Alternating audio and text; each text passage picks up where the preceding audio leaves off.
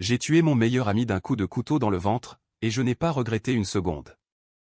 Sa femme, que j'aimais en secret depuis l'université, m'a supplié de l'épargner, mais la vengeance n'écoute pas les larmes. Et maintenant, dans les rues sombres de Paris, je porte son alliance comme un talisman maudit, attendant que le passé me rattrape. Je m'appelle Antoine Duval, et si vous pensez que la vie à Paris est un conte de fées avec croissants et baisers volés sous la tour Eiffel, c'est que vous n'avez jamais senti le poids d'une trahison qui vous broie les os. J'avais 35 ans quand tout a basculé, un âge où l'on croit encore que l'avenir est une ligne droite pavée d'or. J'étais revenu de Lyon, où j'avais passé 10 ans à bâtir une petite affaire de vin, rien de grandiose, juste assez pour me sentir maître de mon destin. Mon frère aîné, Julien, m'avait appelé la veille, « Viens pour Noël, Antoine. » Maman n'en a plus pour longtemps. Sa voix craquelait comme du papier journal, et j'avais raccroché en me promettant de ne pas laisser filer une autre année sans réparer nos fissures familiales. Le train TGV m'a déposé à Gare de Lyon sous un ciel de plomb, le 23 décembre. La ville bourdonnait d'une joie factice, guirlandes clignotantes sur les Champs-Élysées, odeur de marron chaud et de vin chaud qui s'échappait des brasseries. J'ai hélé un taxi, un vieux Peugeot brinque-ballant conduit par un magrebin qui marmonnait contre les embouteillages. C'est les fêtes, monsieur, tout le monde rentre, personne ne bouge. J'ai ri jaune, pensant à ma valise remplie de cadeaux enveloppés maladroitement, un foulard en soie pour maman, une bouteille de Côte-du-Rhône pour Julien, et pour Claire, la petite amie de mon frère depuis l'adolescence, un collier discret que j'avais choisi en imaginant ses yeux verts s'illuminer. La maison familiale se dressait au bout d'une rue pavée du 15e arrondissement, un immeuble haussmannien au balcon en fer forgé noirci par la pollution. J'ai payé le taxi, gravi les marches en grès usé, et glissé la clé dans la serrure. L'air à l'intérieur était froid, comme si on avait laissé les fenêtres ouvertes à la tempête. Julien ? Maman ? Ma voix a résonné dans le silence, un écho moqueur. Le salon était vide, la table de la salle à manger, habituellement couverte de papier et de tasses à café, ne portait plus trace de vie. Pas de sapin, pas de boules scintillantes, juste un calendrier arraché au mur, bloqué sur le mois de novembre. J'ai monté l'escalier en spirale, le cœur battant comme un tambour de carnaval. La chambre de maman, lit défait, armoire béante, vêtements éparpillés comme des feuilles mortes. Celle de Julien et Claire, la même désolation, mais pire le matelas nu, taché de ce qui ressemblait à du vin rouge séché. J'ai appelé, crié, fouillé les tiroirs. Rien. Seulement, dans la cuisine, un mot griffonné sur un post-it jauni, on est parti. Ne nous cherche pas. La signature ? Un gribouillis illisible. Mon estomac s'est noué. Parti où ? Pourquoi ? Et maman, avec son cancer qui la rongeait comme un ver dans une pomme ? C'est alors que j'ai entendu un gémissement. Dans le couloir, recroquevillé sous l'escalier, le chien de la famille, un vieux berger allemand nommé Max, me fixait de ses yeux chassieux. Il a rampé vers moi, la queue basse, et s'est blotti contre mes jambes, tremblant comme une feuille. « Qu'est-ce qui s'est passé, mon vieux ?» J'ai murmuré en lui caressant le museau gris. Max n'a pas répondu, bien sûr, mais son regard disait tout, la peur, l'abandon. J'ai rempli sa gamelle d'eau du robinet, et tandis qu'il lapait bruyamment, j'ai composé le numéro de Julien. Messagerie. Claire, même chose. Maman n'avait pas de portable, elle détestait ces machins qui sonnent comme des bombes. J'ai fouillé l'appartement plus profondément, trouvant des factures impayées empilées comme une tour de Pise, dette à la banque, arriéré d'électricité, et une lettre d'huissier menaçant de saisie. La nuit est tombée comme un coup près. Assis sur le canapé râpé, Max à mes pieds, j'ai ouvert une bouteille de Bordeaux que j'avais apportée.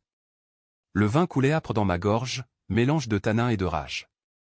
Des souvenirs affluaient, Julien et moi, gamins, courant après les pigeons place de la Concorde, Claire, avec ses rires cristallins lors des dîners familiaux, ses mains fines effleurant les miennes par accident ou pas était-ce un enlèvement ? Une fuite ? J'ai allumé la télé, zappant sur France 2 où un bulletin d'infos parlait d'une vague de faillite en pleine crise économique. Paris, la ville des Lumières, s'assombrissait. Au petit matin, le 24 décembre, j'ai emmené Max en laisse dans les rues gelées. Le quartier bruissait d'activité, boulangerie exhalant l'odeur du pain frais, enfants emmitouflés traînant des traîneaux miniatures. Mais pour moi, c'était un décor de théâtre absurde. J'ai frappé chez les voisins, Madame Leclerc d'abord, une veuve acariâtre qui tricotait des écharpes interminables. Oh, les Duval ? Parti il y a une semaine, en pleine nuit. Julien a dit quelque chose sur un héritage au Canada. Et le chien? Pauvre bête, ils l'ont laissé comme un paquet cadeau indésirable. Son ton était pincé, comme si j'étais complice d'un scandale. Le Canada? Julien détestait la neige. J'ai continué, interrogeant le boucher, le pharmacien. Même refrain, départ précipité, dettes qui s'accumulaient, rumeurs de tricherie aux cartes ou pire. Au café du coin, un habitué, un retraité bedonnant nommé Pierre, m'a pris à part. Ton frère, il frayait avec de sales types, là-bas à Montmartre. Des prêteurs sur gage, des bookmakers. Et Claire. Eh bien, elle avait l'air d'en avoir marre. Ces mots m'ont transpercé comme une lame. Claire, marre? De Julien, peut-être, mais de moi? De retour à l'appartement, j'ai fouillé le bureau de Julien. Sous une pile de magazines porno jaunis, un carnet noir. Les pages étaient remplies d'une écriture serrée, date, somme, nom. Rencontre avec elle et 5 000 € prêtés. Elle. Laurent Moreau, mon ancien condisciple de l'ENA, le Golden Boy qui avait grimpé les échelons à la banque tandis que je végétais en province. Julien avait emprunté à lui? Et plus bas, Claire c'est pour l'affaire. Menace de tout balancer. Mon sang s'est glacé. Quelle affaire? J'ai feuilleté frénétiquement. Des notes sur des transferts d'argent suspects, des rendez-vous dans des bars louches de Belleville. Et une entrée finale, si Antoine rentre, le dire à elle. Il saura quoi faire. Laurent. Ce nom résonnait comme un glas. Nous avions été inséparables à l'école, lui, le charmeur aux costumes impeccables, moi, le rêveur aux idées folles. Puis la vie nous avait séparés. Il m'avait aidé à lancer mon affaire de vin en me prêtant de l'argent à un prêt qui s'était transformé en chaîne, en dette impayable quand les marchés avaient chuté. J'avais remboursé au centuple, mais Laurent n'oubliait rien. Il collectionnait les faveurs comme des timbres rares. J'ai composé son numéro, trouvé dans le carnet. Il a décroché à la 3e sonnerie, voix suave comme du velours, Antoine, mon vieux. Joyeux Noël en avance. Qu'est-ce qui t'amène? J'ai balbutié sur la disparition de ma famille. Il a ri, un rire qui cognait comme un poing. Disparu? Oh, Julien m'a appelé. Ils sont en sécurité, ne t'inquiète pas. Un petit voyage improvisé. Reviens à Lyon, bois un verre, et oublie. Mais sa voix trahissait une fêlure, un calcul froid. J'ai raccroché, le téléphone tremblant dans ma main. Max a gémi, sentant la tempête en moi. Ce soir-là, Noël Ève, j'ai marché le long de la Seine. Les bateaux-mouches illuminaient l'eau de leurs guirlandes, et des couples s'embrassaient sur les quais. J'ai imaginé Claire là, avec Julien, riant de ma naïveté. Ou pire, avec Laurent. La jalousie m'a dévoré, un acide brûlant. De retour, j'ai ouvert l'ordinateur de Julien. Mot de passe, mon anniversaire. Ironie cruelle. Des emails, dette à Laurent, promesse de remboursement, et un fil avec Claire, je ne peux plus, Julien. Antoine mérite mieux que tes mensonges. Mon cœur a explosé. Elle savait pour moi? Pour cet amour inavoué qui me rongeait depuis des années? La nuit a été blanche. Max dormait à mes pieds, son souffle régulier un seul ancrage dans la folie. Au lever du soleil, le 25 décembre, j'ai pris une décision. Pas de messe de minuit pour moi, pas de dinde familiale. J'allais trouver Laurent. Et exiger des réponses. Paris, ma ville natale, allait devenir le théâtre de ma quête. Mais au fond, une voix murmurait, et si la vengeance était déjà en marche, tapie dans les ombres de mon propre cœur? Les jours suivants se sont étirés comme une toile d'araignée, collant et invisible. J'ai installé un lit de fortune dans le salon pour Max, qui semblait comprendre ma détresse mieux que quiconque. Le chien errait dans l'appartement, reniflant les coins vides comme pour invoquer les fantômes de la famille. Moi, je passais mes nuits à éplucher le carnet de Julien, traçant une carte mentale des dettes et des rendez-vous. Laurent Moreau vivait dans le 16e, un appartement haussmannien avec vue sur la Tour Eiffel, l'endroit parfait pour un requin de la finance. J'ai décidé de le confronter, mais pas en suppliant. En chasseur. Le 27 décembre, sous un ciel clair qui moquait ma tourmente intérieure, j'ai pris le métro ligne 6 jusqu'à Passy. Max restait à la maison, nourri d'un reste de jambon de Noël que j'avais trouvé dans le frigo. La station empestait le tabac froid et les regrets des commutés. En sortant, l'air était piquant, chargé d'odeurs de châtaignes grillées des marchands ambulants. J'ai marché jusqu'aux 12 rue de l'Annonciation, un immeuble au portail laqué de vert sombre. Le concierge, un homme au ventre proéminent et à la moustache cirée, m'a toisé, Monsieur Moreau. Il reçoit sur rendez-vous. Et vous, qui êtes-vous? J'ai sorti une carte de visite fanée de mon entreprise de vin, un associé. Urgent. Il a haussé les épaules et m'a indiqué l'ascenseur. L'étage était un sanctuaire de luxe discret, moquette épaisse étouffant mes pas, mur tapissé de soie ivoire. J'ai sonné. La porte s'est ouverte sur une femme en tailleur pantalon noir, cheveux châtains relevés en chignon impeccable, sa secrétaire, sans doute. Monsieur Duval? Il vous attend. Laurent m'attendait? Mon pouce est accéléré. Le bureau était une caverne de bois ciré et de livres reliés cuir, édition rare de Balzac, Victor Hugo, des tomes qui sentaient la vanité. Laurent se leva d'un fauteuil club, costume 3 pièces gris perle, cravate Hermès nouée à la perfection. Antoine. Entre, mon ami. Un cognac? C'est du Hennessy Paradis, réservé pour les occasions. Je me suis assis, raide comme un piquet. Où est ma famille, Laurent? Il a versé 2 verres, le liquide ambré tourbillonnant comme un tourbillon de mensonges. Direct au but, comme toujours. Julien a des ennuis, tu le sais. Des dettes qui montent plus vite que le Dow Jones en bulle. J'ai arrangé leur départ à un petit cottage en Normandie, chez un contact. Maman y est soignée, loin du bruit de la ville. Ses yeux, d'un bleu glacier, ne sciaient pas. J'ai siroté le cognac, sentant la brûlure descendre jusqu'à mes tripes. Et Claire? Pourquoi elle? Il a souri, un rictus de prédateur. Claire? Elle a choisi de les suivre. Fidèle, ta belle-sœur. Ou devrais-je dire, ta presque?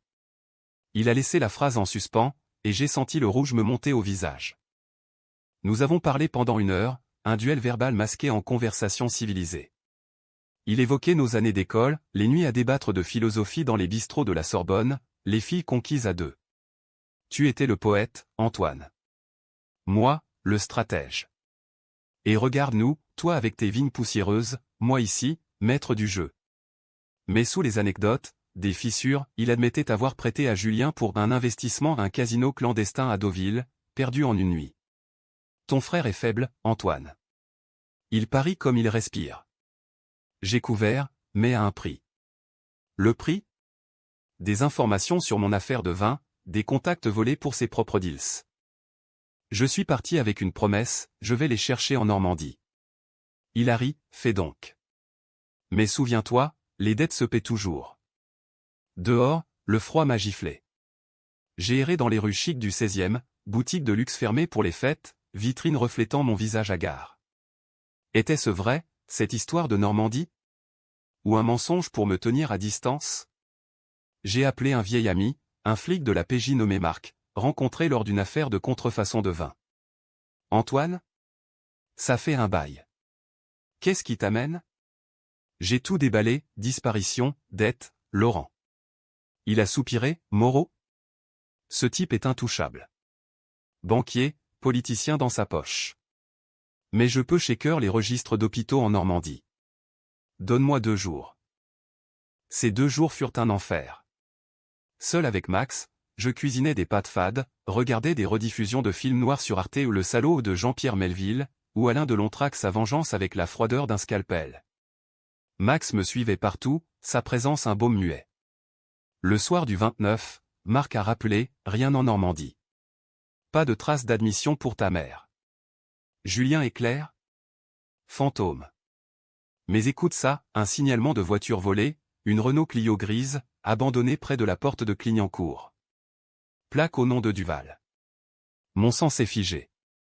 Clignancourt, le marché aux puces, royaume des voleurs et des receleurs. Le lendemain, je me suis rendu là-bas. Le froid mordait, vent du nord chargé de l'odeur de métal rouillé et de graisse frite. Des étals croulaient sous les bibelots, montres fausses, tapis persans usés, livres jaunis. J'ai trouvé la Clio, garée de travers dans une ruelle, phare cassé, capot bombé comme un cadavre gonflé. Un flic en uniforme montait la garde. Propriétaire? J'ai hoché la tête. À l'intérieur, un sac à main de Claire, vide, et une photo froissée où nous 3, Julien, Claire et moi, lors d'un pique-nique à Versailles, 3 ans plus tôt. Son sourire sur le papier me transperçait. Marc est arrivé peu après, parka bleu marine froissé. Antoine, c'est pas bon. Des traces de lutte, cheveux arrachés sur le siège, taches de sang sur le tapis. Pas assez pour une enquête formelle, mais... Il a sorti un sachet plastique, une alliance en or, celle de Julien. Trouvée sous le siège. Gravé, à ma Claire, pour toujours au point. J'ai serré les dents pour ne pas hurler. Laurent mentait. Ma famille n'avait pas fui, elle avait été emportée, peut-être par lui, pour effacer les dettes ou pire, pour me briser. Ce soir-là, rentré bredouille, j'ai confronté le miroir de la salle de bain. Mon reflet, barbu, yeux injectés de sang, un étranger. La vengeance murmurait, un serpent lové dans mon ventre. Pas une vengeance aveugle, non une calculée, française dans son élégance cruelle, comme un poison distillé goutte à goutte. J'ai ouvert le carnet de Julien à nouveau. Une adresse, un bar à Belleville, le Renard Rouge, rendez-vous avec elle le 20 décembre. 5 jours avant ma arrivée. J'irai là-bas. Et je creuserai. Max a posé sa tête sur mon genou, gémissant softly. On va les trouver, mon vieux. Et ceux qui ont fait ça paieront. Pour la première fois depuis mon retour, j'ai dormi d'un sommeil lourd, hanté de rêves où Paris se muait en labyrinthe de vengeance, et moi, le minotaure affamé. Belleville en janvier est un poème urbain brut, un mélange de cris arabes, de graffitis tagués sur les murs lézardés et d'odeurs d'épices qui flottent comme des fantômes du passé immigré. J'y suis arrivé le 2 janvier, Max attaché à un réverbère devant le bar, son museau fouillant les caniveaux humides. Le Renard Rouge était un bouge planqué dans une impasse, enseigne rouillée clignotant faiblement, un renard aux yeux rouges qui semblait me narguer. À l'intérieur, l'air était épais de tabac froid et de bière éventée. Des habitués courbés sur leurs verres, un Algérien lisant l'Humanité, une femme aux lèvres peintes en rouge sans jouant aux cartes. J'ai commandé un pastis, assis au comptoir, observant. Le barman, un colosse tatoué nommé Karim son nom était brodé sur sa chemise m'a servi sans un mot, mais ses yeux noirs m'ont scanné comme un scanner de sécurité. T'es pas d'ici, a-t-il grogné. J'ai haussé les épaules, personne ne l'est, à Belleville. Il a ri, un aboiement sec, et essuyé le zinc. Au bout d'une demi-heure, j'ai sorti une photo de Julien de mon portefeuille. Vous l'avez vu? Karim a plissé les yeux, peut-être. Des types comme lui passent souvent. Dette, Paris, le cercle vicieux. Et l'autre, le costard? Il vient ici pour collecter. Le costard. Laurent? La nuit s'est allongée en conversation chuchotée. Karim, après un deuxième pastis offert, a lâché des bribes, Julien venait pour des parties de poker illégales, organisées dans l'arrière-salle. Ton frère perdait gros. Le vin, il a craqué, 20 000 € en une main. Le boss, un Serbe nommé Victor, a ri, mais l'autre type grand, blond, accent chic a payé la note. Dit que c'était un investissement familial au point. Laurent. J'ai serré le verre si fort que mes phalanges blanchissaient. Victor? Un nom à creuser. Karim a glissé un numéro, appelle si tu veux jouer. Mais attention, c'est pas pour les cœurs tendres. Dehors, Max m'a accueilli d'un jappement joyeux, ignorant la tempête en moi. Nous avons marché jusqu'à la butte, dominant Paris comme un roi déchu. Les lumières de la ville scintillaient, un tapis d'étoiles artificielles masquant les abysses. J'ai pensé à Claire, où était-elle? Attachée dans une cave? Ou complice, fuyant avec un amant? La jalousie me rongeait, un cancer plus vorace que celui de maman. Le lendemain, j'ai contacté Marc à nouveau. Victor Petrovic? Un truand des Balkans, blanchiment via des bars et des boîtes de nuit. Lié à des mafias albanaises. Et Moreau? Il apparaît dans des rapports, consultant financier pour des entreprises offshore. Marc a juré, laisse tomber, Antoine. C'est trop gros pour toi. Trop gros? La peur était un luxe que je ne pouvais plus me permettre. J'ai décidé de plonger. Le 5 janvier, jour de l'épiphanie, j'ai appelé le numéro de Karim. Une voix rauque a répondu, le jeu commence à 22 h. Apporte du cash. J'ai vendu ma montre, un Omega hérité de papa, pour 800 € chez un pawn shop de la Goutte d'Or. Max est resté avec une voisine, une Turque généreuse qui lui donnait des os à moelle.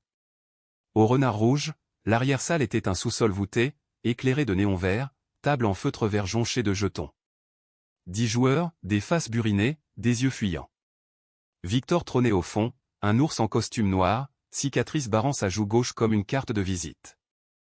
J'ai perdu les 800 en 2 heures, feignant l'inexpérience. Mais j'observais, Victor gérait les enjeux, un iPhone à portée de main pour les virements. Et Laurent? Absent, mais son ombre planait. Un joueur a murmuré, le banquier paie les ardoises des perdants, en échange de service. Service? Julien avait-il vendu des secrets familiaux? Le 10 janvier, après plusieurs nuits, Victor m'a approché, t'es tenace, français. Ton frère l'était aussi. Il doit te ressembler. J'ai tiqué, où est-il? Victor a souri, dents en or luisant, en sécurité. Tant que les dettes sont payées. Mais toi. Tu veux entrer dans le jeu? Entrer. C'était l'ouverture. J'ai hoché la tête, et il m'a donné une enveloppe, 5000 € à livrer à un contact à Pigalle, un club nommé l'Eclipse. Ne pose pas de questions. Et dis à ton chien de rester tranquille. Comment savait-il pour Max? Paris, cette ville de ragots, murmurait déjà mon nom. Le lendemain, à l'Eclipse, un antre de striptease et de 10 discrets, j'ai remis l'enveloppe à un homme maigre, tatoué de dragon. Pour Moreau, a-t-il craché? Confirmation. Laurent finançait le réseau, utilisant Julien comme pion. Et maman? Claire? Des dommages collatéraux? La révélation m'a frappé comme un uppercut lors d'une nuit pluvieuse, rentrant à pied de Pigalle. La pluie lavait les rues, transformant les trottoirs en miroirs brisés. J'ai imaginé Claire, ligotée, suppliant. Ou pire, trahissant pour survivre. Mon amour pour elle, ce poison lent, se muait en obsession. Je devais la sauver ou la confronter. Marc m'a averti une dernière fois, Antoine, c'est de la folie. Appel Interpol. Mais la loi était lente, la vengeance, immédiate. Le 15 janvier, j'ai forcé une rencontre avec Laurent. Pas au bureau trop surveillé. J'ai glissé un mot sous sa porte, renard rouge, minuit. Viens seul. Il est venu, escorté de 2 gorilles en civil. Antoine, tu joues avec le feu. Nous nous sommes assis dans un coin sombre, pastis fumant. Où sont-ils? Ai-je sifflé. Il a haussé un sourcil, Julien a fui ses créanciers.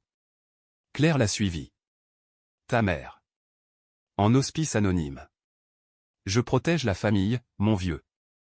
Mensonge. Ses yeux trahissaient la peur. J'ai sorti un couteau de cuisine, caché dans ma botte, un geste impulsif, né de la rage. La vérité, ou je te saigne ici. Il a ri, mais pâli. D'accord. Victor les tient en otage. 100 000 € pour leur liberté. Sinon, décor dans la scène. J'ai payé? Non. J'ai poignardé l'air, feignant l'attaque, et fui dans la nuit. Laurent a crié, mais ces hommes étaient lents. Dehors, Max m'attendait chez la voisine, comme un gardien fidèle. Ce soir-là, j'ai planifié, infiltrer Victor, libérer les miens, détruire Laurent. La psychologie de la trahison me fascinait. Comment un ami devient monstre? C'était mon nouveau carburant. Février a apporté la neige, un manteau blanc et sale qui étouffait Paris comme un linceul. Max et moi vivions en reclus, l'appartement devenant un bunker de cartes postales jaunies et de boîtes de conserve. J'avais maigri, mes joues creusées comme celles d'un moine ascète, mais ma détermination durcissait, forgée dans le feu de l'humiliation. Victor m'avait pris sous son aile ou plutôt, comme un chiot adressé. Des livraisons nocturnes, cash, drogue light, information. T'es bon pour les messages, français, grognait-il lors de nos briefings dans son bureau au-dessus du bar, une pièce tapissée de fourrure synthétique et de posters de foot serbe. J'apprenais le réseau, Victor blanchissait pour des oligarques de l'Est, Laurent fournissait les fonds propres, et Julien? Un prête-nom pour des comptes offshore. Claire hantait mes nuits. Dans mes rêves, elle m'apparaissait nue sur un lit de soie, murmurant, « Sauve-moi, Antoine. » Julien n'est rien. Réveil en sueur, Max léchant ma main pour me ramener. Était-ce du désir ou de la culpabilité? Mon amour pour elle datait de l'université, elle, étudiante en art à la Sorbonne, peignant des nues tourmentées, moi, juriste raté, buvant ses mots comme du champagne. Julien l'avait conquise par la stabilité aux maisons, projet d'enfant. Moi, j'étais l'ombre, le frère invisible. Le 10 février, une livraison m'a mené à un entrepôt désaffecté à la Villette, ancien abattoir reconverti en labyrinthe de caisses rouillées. L'air puait le métal et la peur. Mon contact, un gamin albanais, 16 ans peut-être, yeux fiévreux. Pour le boss, a-t-il dit en prenant l'enveloppe. Mais comme je tournais les talons, un cri étouffé, féminin. Mon cœur a bondi. J'ai forcé la porte latérale, pénétrant dans une salle au mur suintant. Là, attachée à une chaise rouillée, bâillonnée, Claire. Ses yeux verts, tuméfiés, se sont écarquillés de terreur puis de reconnaissance. J'ai arraché le bâillon, Antoine ? Oh Dieu, c'est toi. Sa voix brisée, lèvres gercées. Julien. Ils l'ont emmené. Victor veut l'argent de Laurent. Maman est. Elle a sangloté. J'ai tranché les liens avec mon couteau, la serrant contre moi au son corps frêle, odeur de sueur et de désespoir. Où est maman, ai-je murmuré. À l'hospice Saint-Joseph, sous un faux nom. Laurent paie pour la silence. Trahison confirmée. Nous avons fui par une sortie de service, courant dans la neige fondue, ses bottes claquant sur le bitume. À l'appartement, Max a bondi, léchant le visage de Claire comme une mère perdue. Elle s'est effondrée sur le canapé, racontant en hoquet, Julien avait volé à Laurent pour rembourser Victor, un cycle infernal. Laurent avait riposté en les livrant aux Serbes. Il te déteste, Antoine. Pour les prêts que tu n'as pas remboursés entièrement. Et pour moi. Il sait que je t'aime depuis toujours. Ces mots, un baume et une lame. Elle m'a embrassé, lèvres salées de larmes, et nous avons fait l'amour là, sur le tapis usé, un acte primal, mélange de sauvetage et de possession. Max s'est retiré dans un coin, sage gardien. Mais la joie fut éphémère. Le lendemain, Victor a appelé, ton ami est libre, mais ton frère reste. 50 000, où il nage avec les carpes. Claire suppliait, laisse-moi parler à Laurent. Non. C'était mon combat.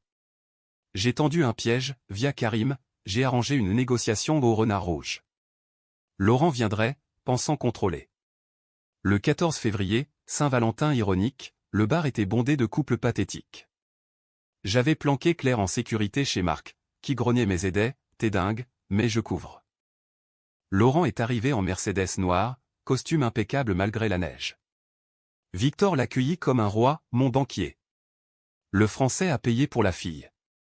Laurent a souri, bien. Et le frère ? Négociation tendue, verre de rakia serbe descendant comme des couteaux. Moi, caché derrière le bar avec Karim, j'écoutais. Laurent avouait, Julien est à l'entrepôt. Une leçon pour les débiteurs. Puis, le coup de grâce, Antoine ? Il creusera sa propre tombe en fouinant. Rage. J'ai surgi, couteau en main, visant le ventre de Laurent en pas pour tuer, pour marquer. La lame a entaillé sa chemise, un filet de sang. Chaos, Victor hurlant, ses hommes dégainant, Karim me couvrant avec une chaise cassée. Fuite dans la nuit, coupure et bleu. Rentrée, Claire pensait mes plaies, tu l'as blessé. Il te traquera. Oui. Mais j'avais vu la peur dans ses yeux. Maman, nous l'avons sorti de l'hospice le 16, un transfert discret aidé par Marc. Elle, frêle squelette sous les draps, a murmuré, mon fils. Venge-nous doucement. Doucement ? La vengeance française est un art, patiente, inexorable. Julien restait captif. Le plan mûrissait, infiltrer l'entrepôt, le libérer, puis démanteler le réseau. Mais Claire, levée contre moi, chuchotait, et nous ? Après ? Après, le vide. Ou la reconstruction sur des ruines sanglantes. Mars entra dans Paris comme un lion rugissant, pluie torrentielle transformant les boulevards en fleuves de boue. Maman s'installa dans l'appartement, son lit médicalisé occupant le salon un rappel constant de la fragilité. Elle toussait des nuits entières, mais ses yeux brillaient d'une fierté farouche, t'es un Duval, Antoine. Ne plie pas. Claire gérait les soins, ses mains artistes devenues infirmières, mais la tension entre nous croissait. Nos étreintes, autrefois feu, se muèrent en routine hantée par l'absence de Julien. Max, sentinelle fidèle, patrouillait les pièces, grognant aux ombres. Victor resserrait l'étau. Des messages codés via Karim, le banquier est furieux. Ton frère paie pour la cicatrice. Laurent, planqué dans son appartement, avait porté plainte anonyme pour agression. Marc l'avait étouffé, mais les flics frappaient à nos portes. On te surveille, Duval, m'a averti un inspecteur lors d'un interrogatoire light au commissariat du 19e. Méfie-toi des fréquentations. Fréquentations? J'étais déjà englué. Le 5 mars, j'ai lancé l'assaut sur l'entrepôt. Armé d'un pistolet emprunté à marque un vieux Manurin non enregistré, j'ai attendu la nuit, neige fondue se muant en brume. Claire suppliait, attends les renforts. Non. La vengeance est solitaire. Infiltration par le toit, tuile glissante sous mes semelles. Dedans, écho de rire serbe, odeur de tabac et de peur. Julien, enchaîné dans une cage comme un animal, visage tuméfié, yeux vitreux. Frangin, a-t-il murmuré en me voyant. J'ai croqué les liens, mais les gardes alertés, fusillade brève, balles sifflant comme des vipères. Un Serbe à terre, jambes touchées, moi, égratigné à l'épaule. Fuite avec Julien sur l'épaule, son poids mort comme un sac de pierre. Dehors, une voiture volée nous attendait. Merci Karim, qui avait retourné sa veste pour une part du butin. Rentré à l'aube, Julien s'est écroulé, délirant, Laurent. Il voulait tout. L'affaire, Claire, toi. L'affaire? Il a craché la vérité, Julien avait détourné des fonds de mon entreprise de vin pour Victor, avec la complicité de Laurent. Pour nous sauver, Antoine. Mais il a exigé Claire en gage. Mon frère, traître par faiblesse. Je l'ai giflé, rage et pitié mêlées. Tu nous as tous condamnés. La famille réunie était un tableau brisé, maman pleurant sur le lit de Julien, Claire oscillant entre nous deux, Max mordillant les draps pour évacuer sa confusion. Mais Laurent rôdait. Le 10 mars, un colis anonyme, l'alliance de papa, fondu en lingots. Message, prochain, ce sera du sang. Panique. Marc organisa une planque, un appartement HLM à Barbès, anonyme et gris. Là, confession nocturne. Julien, pardon, frangin. J'étais faible. Claire, je t'ai toujours aimé, Antoine. Julien était un refuge. Maman, vengez-nous, mais survivez. Le piège pour Laurent se noua le 20 mars, printemps timide pointant ses bourgeons. Via Victor que j'avais menacé de balancer aux flics, j'arrangeais une réunion finale au Pont des Arts, lieu symbolique de nos amitiés passées. Cadenas d'amour partout, ironie cruelle. Nuit sans lune, scène léchant les piles comme une langue affamée.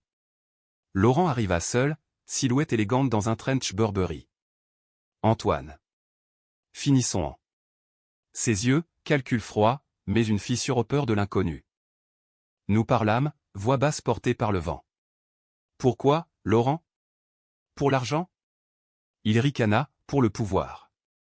Tu étais mon égal, et tu as choisi la médiocrité. Julien, un pion, Claire, un trophée que tu n'as pas su prendre.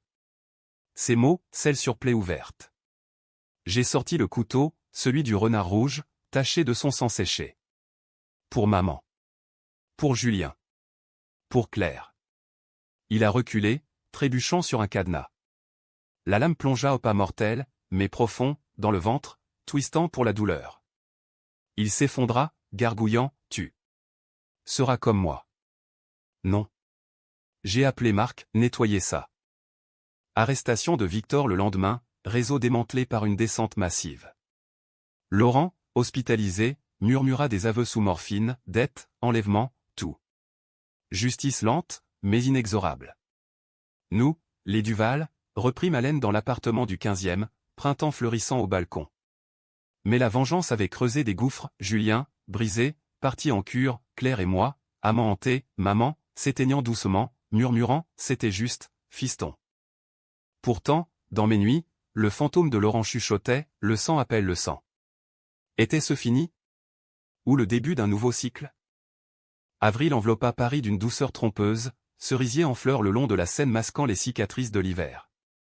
Maman s'éteignit le 5, paisiblement, entourée de nous, Julien repentant, Claire aux mains tremblantes, moi tenant sa main frêle comme un oiseau. Vivez, murmura-t-elle, dernier souffle un pardon. L'enterrement au Père Lachaise fut discret, tombe de poètes nous entourant comme des juges muets, puis fine pleurant avec nous. Max, laisse en main, hurla à la fosse un deuil primal qui brisa les cœurs. Laurent, sorti de l'hôpital sous caution, devint ombre. Ses avocats, requins en cravate, étouffèrent les charges, légitime défense dirent-ils. Mais je savais, il mijotait. Claire et moi emménageâmes dans un loft à Bastille, tentative de renaissance. Ses toiles reprirent couleur, n'eût tourmenté ses dents à des paysages lumineux. Nos nuits, passion fiévreuse, mais hantées par les baissies. Julien, en thérapie à Lyon, appelé hebdomadaire, je reviens, frangin. Pour réparer. Réparer? Les dettes étaient payées, mais les âmes fracturées. Mais apporta la contre-attaque. Un soir, rentrant d'une dégustation de vin en mon affaire relancée, ironie, je trouvai Claire ligotée, œil au beurre noir. Laurent gémit elle. Il avait forcé l'entrée, fou de rage, dis-lui que je sais pour le couteau.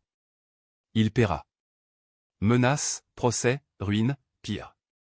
J'ai consolé Claire, mais la bête en moi rugit.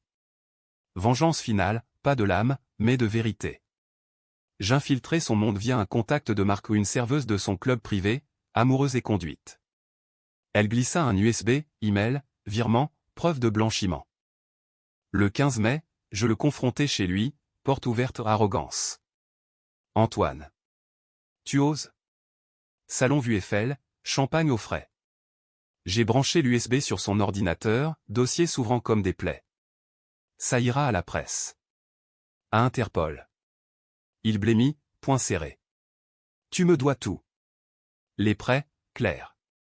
Claire? Elle n'était pas à toi. Bagarre, meuble renversé, poing cogné en chair. Je le plaquai au sol, genou sur sa gorge, pour maman. Fini. Pas de mort trop facile. J'appelai les flics, arrestation en direct, menottes cliquetant comme un glas. Procès en juin, Paris-Bruissat. Le banquier maudit titra Le Monde. Laurent et Copa de 10 ans, réseau démantelé. Victor extradé vers Belgrade. Nous, libérés, vendîmes l'appartement familial, partant pour le sud de Provence, vigne et soleil. Julien rejoignit, sobre, aidant à la cave. Claire exposa ses toiles à Avignon, moi écrivant un journal aux ses lignes, catharsis. Mais la psychologie de la limite, elle change tout. J'avais frôlé le monstre, et en rentrant un soir, Max mort paisiblement sous le citronnier, je pleurais non de chagrin, mais de vide. Vengeance accomplie, que reste-t-il? L'amour, fragile. Claire enceinte, automne approchant.